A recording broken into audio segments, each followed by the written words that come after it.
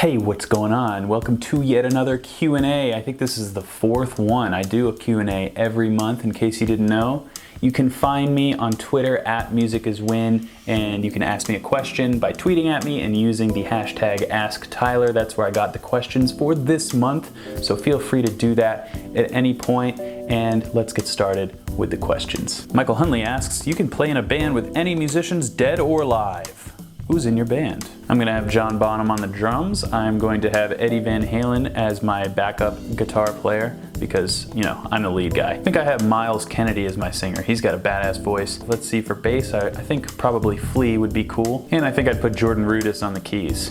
That's a pretty sick band. Sam K asks, how do I translate a knowledge of scales and theory to my playing and start to find my own unique sound? Well, Sam, you basically just described to a T Guitar Super System, which is my course. Just for you guys on this Q&A video, there are 50 $10 coupons linked down in the description. Once they're gone, so get them while they're hot. Ivan Zagorov asks, can you do a guitar flip? Hee. David Dalavai asks, when did you fall in love with PRS? Probably when I was trying to figure out what guitar would be something that I could find my voice on. I had already owned a Fender and a Gibson, and neither of them really inspired me, so I was like, what else is out there? And I found a PRS. I played it in a music shop in Boston while I was at Berklee College of Music, and I immediately felt at home. So that was probably what did it for me. And of course, they are the sickest looking guitars. It's not even close compared to all the other guitars that are out there. So that's pretty much what did it. Vijarv asks, so what's up with this PRS giveaway thing? Oh, if you recall in the last Q&A, somebody asked if I could possibly do a giveaway with PRS, and I said, you guys should tweet at PRS and let's see if we can make it happen. I have no idea if they'll answer, but we'll see. Well, guys, I think they heard us, and I think you're gonna wanna tune in to my YouTube on Monday.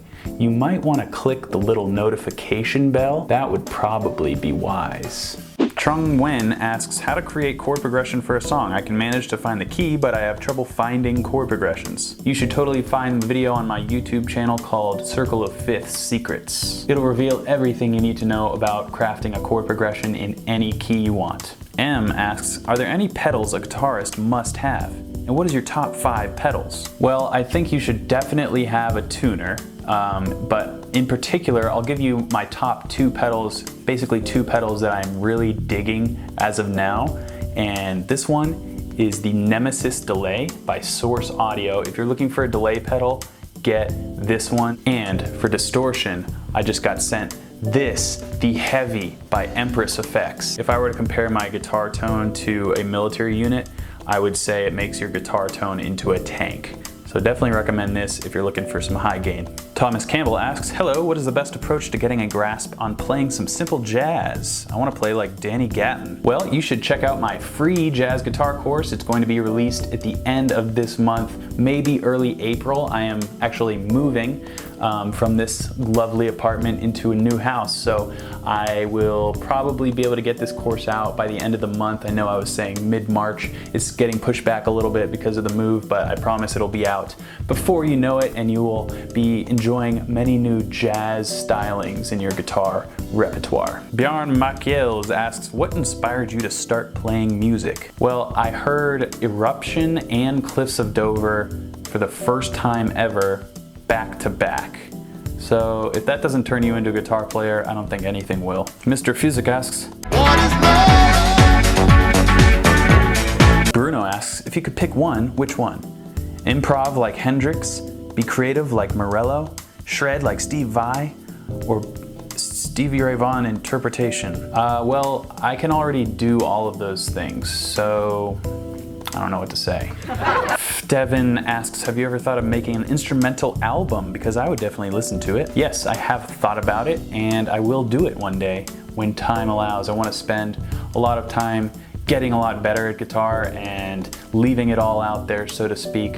And I am not quite in a place where I can spend months tracking an album. So when that time comes, you guys will be the first to know. Curtis asks, if you go to a music store and there are no Elixir strings, what do you buy? There are always Elixir strings.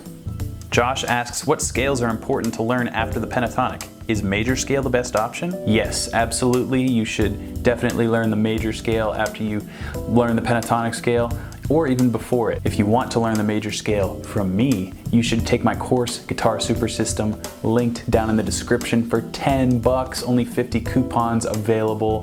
I get small batches of those every now and then, so I like to give them out and they always get bought up in like 5 hours. So definitely take advantage of that deal while you can. Vortex Afternoon asks, what interval chord change progression just gives you that yeah feeling? For me, it's the 6-7 resolving to 4 sus2. That's a nice resolution. My favorite chord relationship, chord change, is 1 to flat 6 major.